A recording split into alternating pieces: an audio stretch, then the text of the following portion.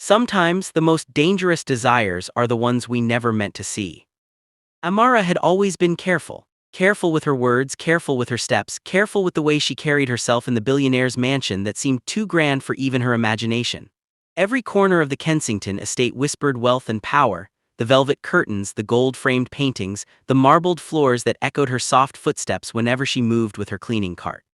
She was the maid, nothing more, that was the rule she lived by. And yet, rules were fragile things when desire had its own plans. Mr. Alexander Knight, the man she worked for, the man everyone in the city feared and admired in equal measure, was not just wealthy, he was magnetic. Tall, broad-shouldered, with a voice that could command silence in a room full of kings and eyes as cold as winter glass, yet sometimes when they landed on her by accident, she swore she saw heat flicker there. Heat that scared her, heat that thrilled her. Amara often told herself she was imagining it.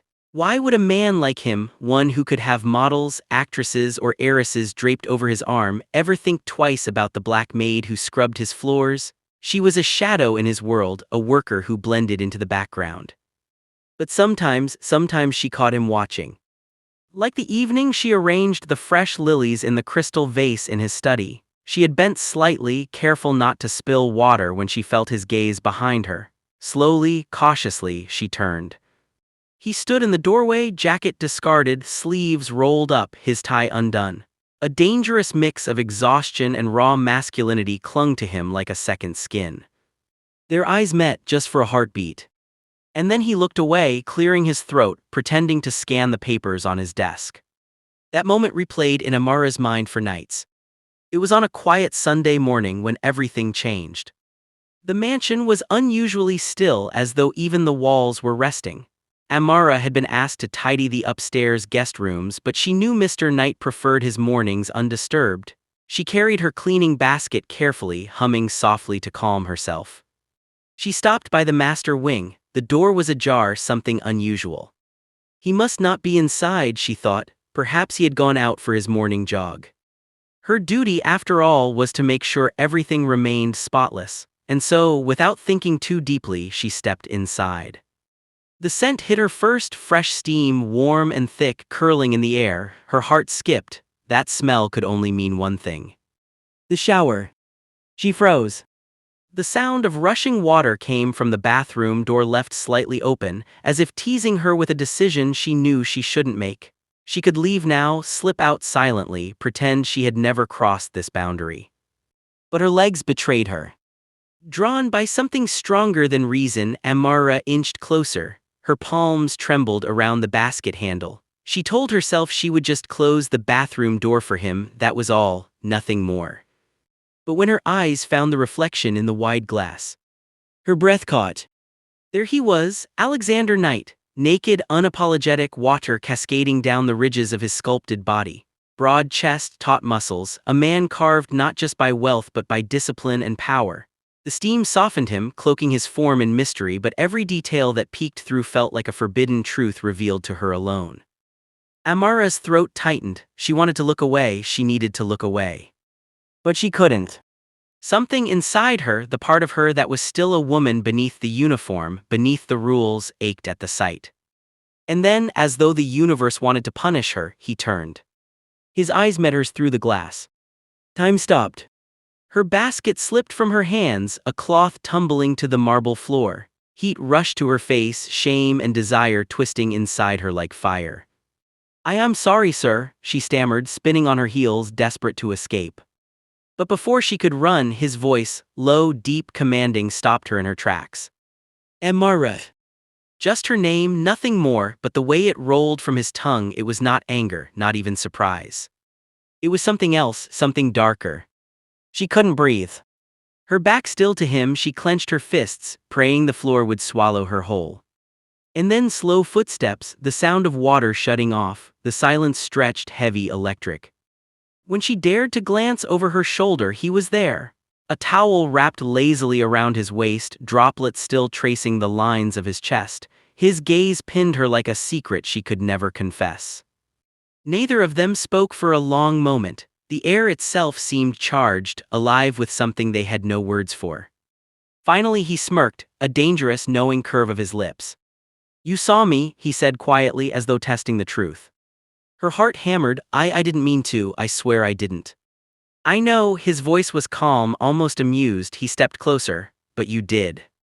Her pulse roared in her ears. His nearness was overwhelming, his scent a mix of soap and something distinctly male. She wanted to flee, yet part of her wanted more. He tilted his head, eyes lingering on her flushed cheeks, her trembling lips. Tell me, Amara, was it an accident you regret or one you secretly wanted? Her breath hitched. She couldn't answer. And in her silence, his smile deepened, as though he had already heard the answer she was too afraid to give. Go, he whispered at last, stepping back, before you forget which of us is the employer and which of us is the maid. She fled the room, her chest burning, her mind reeling. But long after she returned to her chores, her body betrayed her with the truth. She hadn't regretted it at all. Hey there, if you have watched till this point, kindly do well to hit that subscribe button so you don't miss out on any of our interesting episodes. Also comment where you're watching from so we can give you a special shout out in our next video. Now back to the story. The morning after the bathroom incident, Amara tried to drown herself in work. She scrubbed harder, polished longer, dusted every corner until her fingers ached. If she could just bury herself in her duties, maybe she could forget. But forgetting was impossible. Every time she blinked, she saw him again, water streaming down the strong lines of his body, the sharp way his eyes had found hers, the dangerous curve of his lips when he'd asked if she regretted it. Her chest would tighten, heat rushing through her veins, followed swiftly by guilt. She was a maid, he was her boss. Nothing about that moment was supposed to exist. And yet it did. The first time she saw him after, she nearly dropped her tray of glasses. He had walked into the grand living room without announcement, his navy suit tailored to perfection, his watch gleaming against his skin. Her heart stuttered. Their eyes met. For a second she feared he might mention it, might reprimand her, dismiss her, or worse, mock her. But he didn't. Instead, the corner of his mouth lifted ever so slightly, not a smile, a knowing smirk. It was worse than 1,000 words. Heat flushed through her body and she quickly looked away, bowing her head like a schoolgirl caught misbehaving. From that moment the game began. He never said a word about the bathroom, not once, but his actions, oh, they were different now. When she served him coffee, his fingers would brush against hers just a second too long. When she polished the bookshelves in his study, he would stand a little too close, leaning against the desk with those sharp eyes following her every move. And when she passed him in the hallway, he would lower his voice in greeting, smooth and rich like velvet, making her name sound less like a servant's and more like a secret. Good morning, Amara. Every syllable was deliberate. Every glance, every pause, every silence intentional. He was toying with her. And the worst part, she let him. One evening, when the sky was painted in gold and crimson, Amara was asked to bring wine to his private study. She entered carefully, carrying the bottle and 2 crystal glasses. He was already there, jacket discarded, sleeves rolled up, his tie loose around his neck. Pour us both a glass, he said without looking up. Her heart skipped. Us both. She hesitated. Sir, I. Do as I say, Amara. His voice left no room for disobedience. With trembling hands, she poured the wine, the red liquid catching the light. She placed one glass before him and kept the other in her hand, unsure if she should drink. He finally looked up, his eyes locking onto hers. Sit. Her breath caught. She had never sat in his presence, not like this. She belonged standing, serving, moving silently around him. But something in his tone made refusal impossible. She lowered herself into the leather chair opposite him, her uniform suddenly feeling too tight against her skin. He lifted his glass, to accidents that reveal truths. Her chest tightened. She wanted to protest, to deny, to pretend she didn't understand, but deep down she knew he was speaking of that night. Their glasses clinked softly, she sipped, the wine burning her throat. For a long moment silence filled the room, only the crackle of the fireplace and the pounding of her heart existed. Then he leaned forward. You've been avoiding my eyes, Amara, he murmured, his voice low and deliberate. Why? She swallowed hard. I haven't, sir. He smirked. You're lying. Her hands tightened around the glass. I didn't mean to see you, it was a mistake, I wasn't. But you did, he cut her off smoothly, his tone sharper, heavier. and since then I can't help but wonder. Her pulse raced. Wonder what? His gaze pierced her, stripping her defenses. If the sight of me stirred something in you. The room grew hotter, the air heavier. She wanted to deny it, to cling to her dignity, but her silence betrayed her. His lips curved, slow and dangerous. It did, didn't it? She lowered her eyes, shame and desire twisting together. He stood then, walking around the desk until he was before her, towering, commanding. His hand brushed her chin, tilting her face upward until their eyes locked again. "Tell me, Amara," he whispered, his breath warm against her cheek. "Do you dream of me now?" Her heart thundered, every part of her wanted to run, yet another part, a darker, hungrier part, wanted to stay. She couldn't answer, she didn't need to. The look in her eyes was enough. And then, as though he could sense she was about to crumble, he pulled back, his expression unreadable. "Go," he said quietly, turning away. She blinked, stunned. "Sorry." He faced the window now, his hands behind his back, his tone sharp once more. "Leave before I decide to make you confess what you're not ready to admit." Her legs felt weak as she rose, placing the glass carefully on the table. She wanted to speak, to ask, to understand what this was turning into, but no words came. As she stepped out of the room, his voice followed her, low and steady. "Don't forget, Amara, this isn't over." Her chest burned, her skin tingled, her whole body ached with the truth she didn't want it to be over. And yet, she knew one thing, she was falling into a dangerous game she might never escape. Days turned into a restless blur for Amara. The mansion was the same, her chores the same, but nothing felt the same anymore. Every shadow reminded her of his eyes, every silence reminded her of his voice whispering, "This isn't over."